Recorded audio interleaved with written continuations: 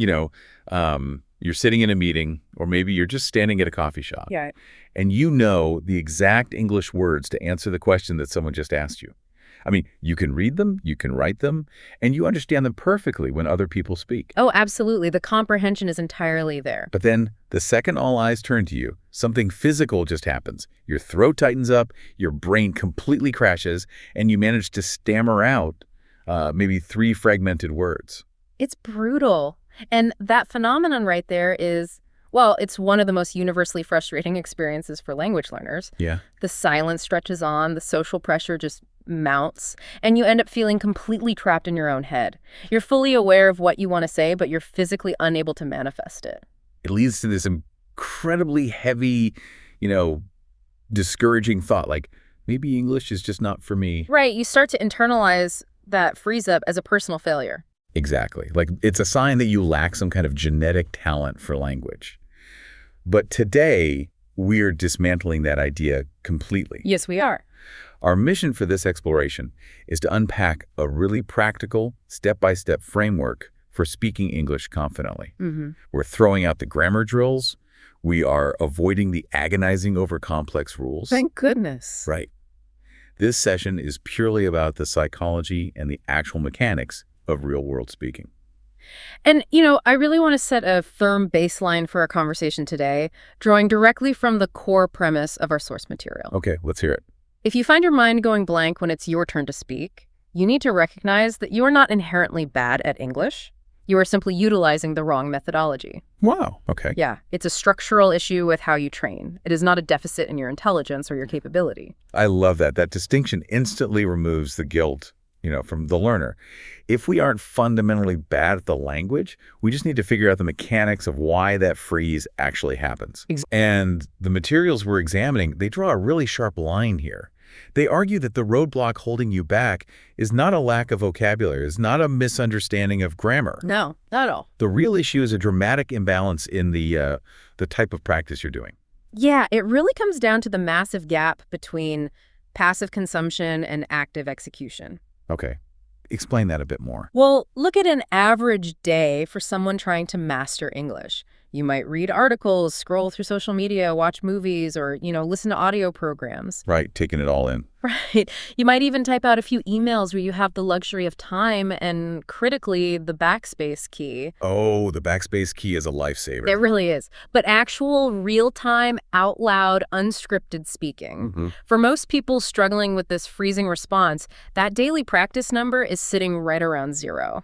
That makes so much sense. The source text actually uses the classic riding a bike analogy to explain this, like, you cannot learn to ride just by watching the Tour de France. Right. But honestly, reading through these concepts, it feels much closer to playing a musical instrument. Oh, that's a great way to put it. Yeah, because passive consumption is like learning to read sheet music. You can look at this complex Mozart sonata, understand the tempo, know exactly what every note means, and even hear the melody in your head. But if you sit down at a physical piano, without ever having practiced the keystrokes, your fingers will not know where to go. They simply haven't built the physical dexterity. So are we essentially just spectating the language instead of actually playing the sport? We absolutely are. That is a much more precise way to visualize it. Reading and listening build up your cognitive knowledge base in a highly controlled environment. Because you have the time to process the incoming data. Exactly. But speaking requires real-time coordination between your brain, your vocal cords, and your facial muscles. It's physical. Very physical. It's an act of creation as much as a mental one. Right now, learners are intensely studying the sheet music while flat out refusing to physically touch the piano keys, which creates this massive psychological blind spot, right?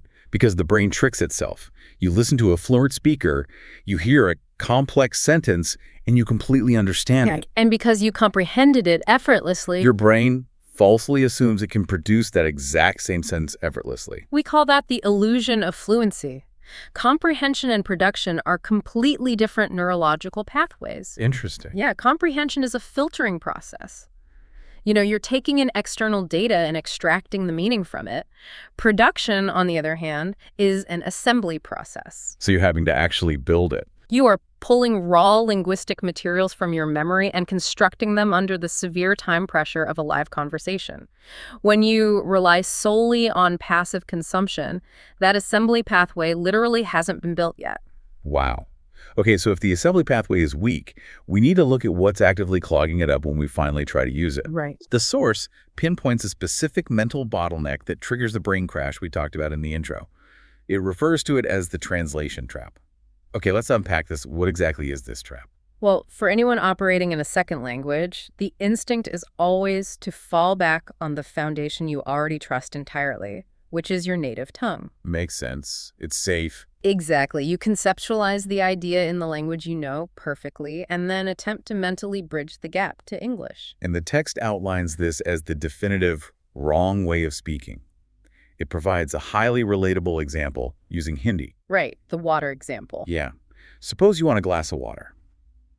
A learner operating the wrong way might internally formulate the Hindi thought first, like, "Mujhe pani pina hai." And they hold that native phrase in their working memory. And then they individually search their mental database for the English equivalents, desperately trying to stitch the grammar and syntax together before opening their mouth. The cognitive load required to do that in real time is absolutely staggering. I can imagine. You're not just having a conversation.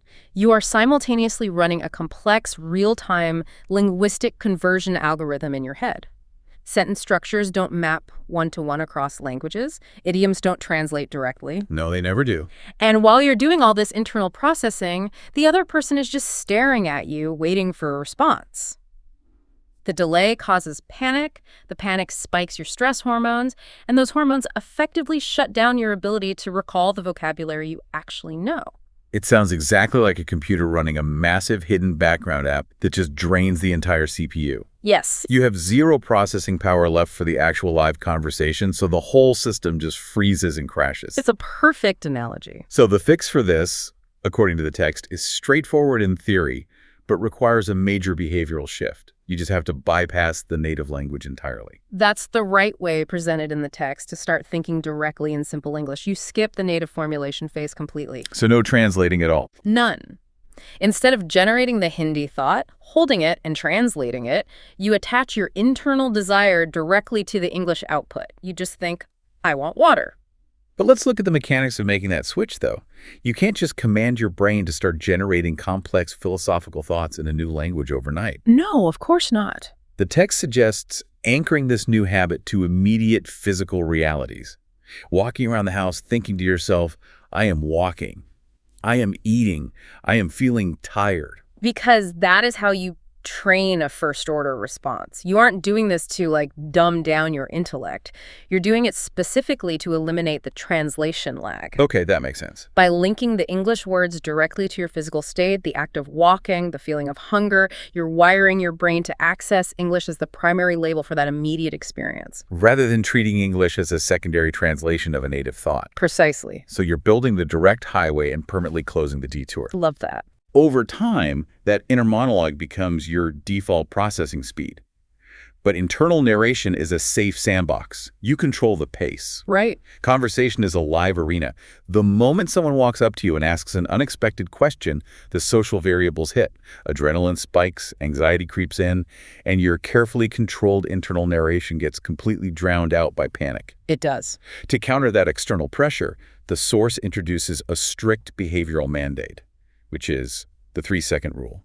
And it is a ruthless but entirely necessary mechanism. The rule dictates that when someone asks you a question, you are not allowed to wait until you have formulated the perfect English response in your head. You just have to go. You must physically open your mouth and begin speaking within 3 seconds. 3 seconds.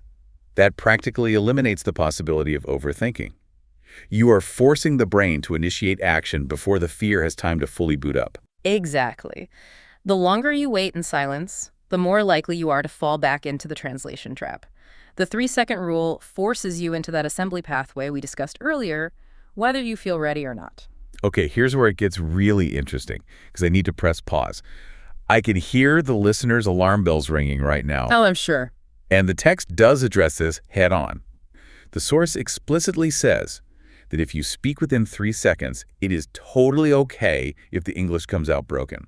Completely okay. The example it gives is someone asking, what did you do today? And the response given is just, I go college, then I study a little tired. Which is an entirely successful interaction from a pure communication standpoint. See, I have to push back on this on behalf of anyone working in a professional environment. Fair enough. Let's hear it. If I am in a high-stakes setting, maybe talking to a client, presenting to a manager, or sitting in a job interview intentionally speaking deliberately broken English like, I go college, feels incredibly risky. It does feel risky. Doesn't that cost you credibility? Yeah. I mean, the fear of judgment isn't just an imaginary psychological hurdle. People really do judge you based on your grammar and syntax in the real world. What's fascinating here is that that's a highly valid concern, and it's the exact reason why this psychological block is so difficult for adults to clear. Because the stakes are real. The stakes feel very real. But let's objectively evaluate the alternative in that high-stakes environment. What is worse for your professional credibility?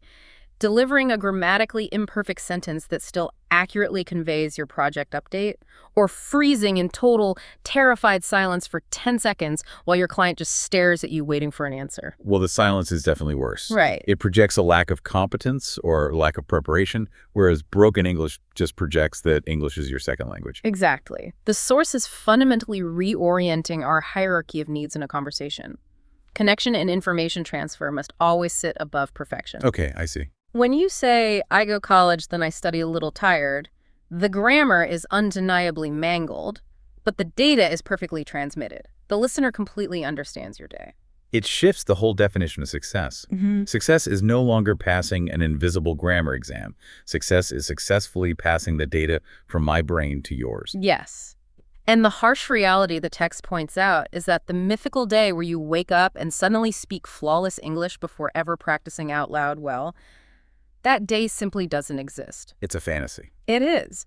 Even native speakers constantly use improper grammar, lose their train of thought, and stumble over syntax in professional settings. All the time. I do it constantly. We all do. The primary difference isn't that fluent speakers are flawless. The difference is that they simply do not panic when they are flawed. Fear of making a mistake is the actual barrier, not the lack of grammatical perfection. Okay, so if we accept that the data transfer is more important than the packaging, we still need a way to train those vocal muscles safely. Right. We need to build the physical stamina and cognitive speed required for those professional conversations without risking our jobs every time we practice. And the source provides a very concrete system for this. It's a 10-minute daily routine. And what makes this framework so compelling is the psychological approach it takes. It completely abandons those intense 2-hour textbook study sessions that inevitably lead to burnout. Nobody has time for that anyway. Right. It relies entirely on microdosing the language practice to normalize the behavior in your brain.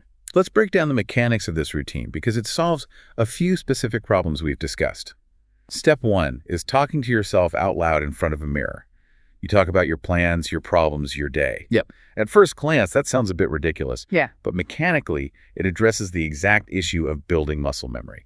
You're forcing your mouth to make the physical shapes of the words. You're touching the piano keys, but you are completely removing the social variable. Exactly. There is no client or manager judging your grammar. It lowers the stakes to absolute zero. You can stumble, you can say, I go college, and there's no social consequence to the error. None at all. But the mirror practice is really only half of the equation. Steps 2 and 3 introduce technology to close the learning loop.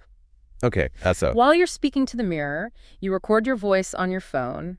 Afterward, you listen back to the recording. Oh, I love this part. This is where the cognitive rewiring really happens.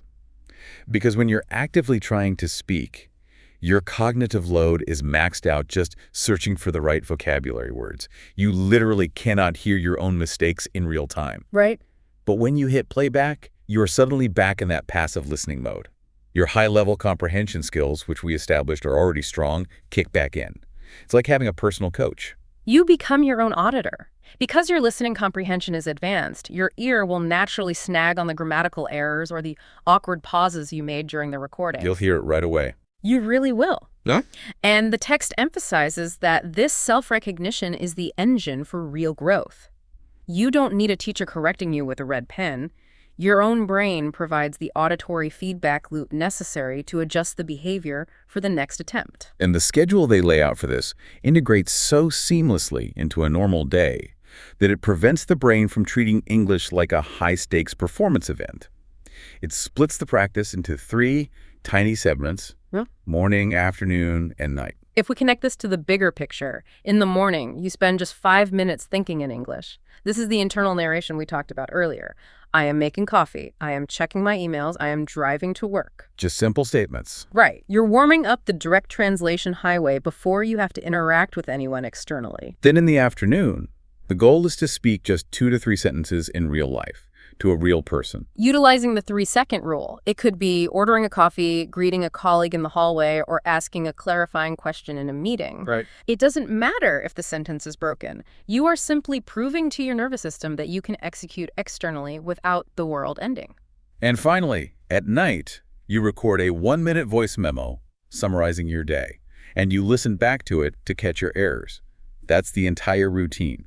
5 minutes of thinking, 3 sentences of live speaking, 1 minute of recording. By distributing the practice this way, you're teaching your brain that English is just a mundane utility, exactly like brushing your teeth or making breakfast. You don't get performance anxiety about brushing your teeth. Exactly, because it's a normalized, low-stakes, daily habit.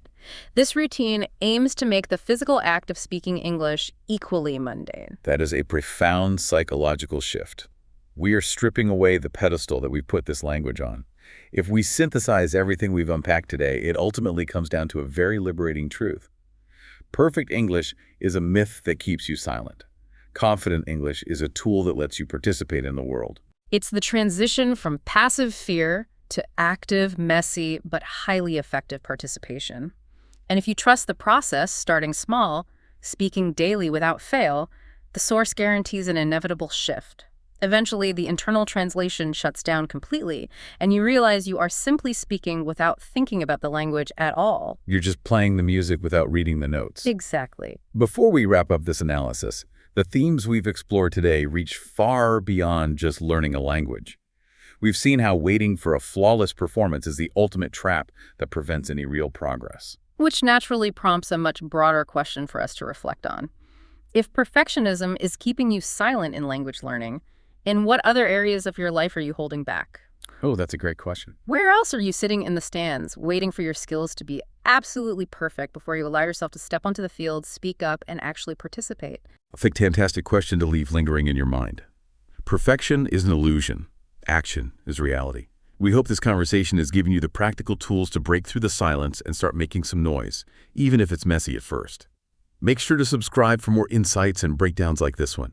Take the challenge today. Stop waiting, start speaking, and let yourself be heard.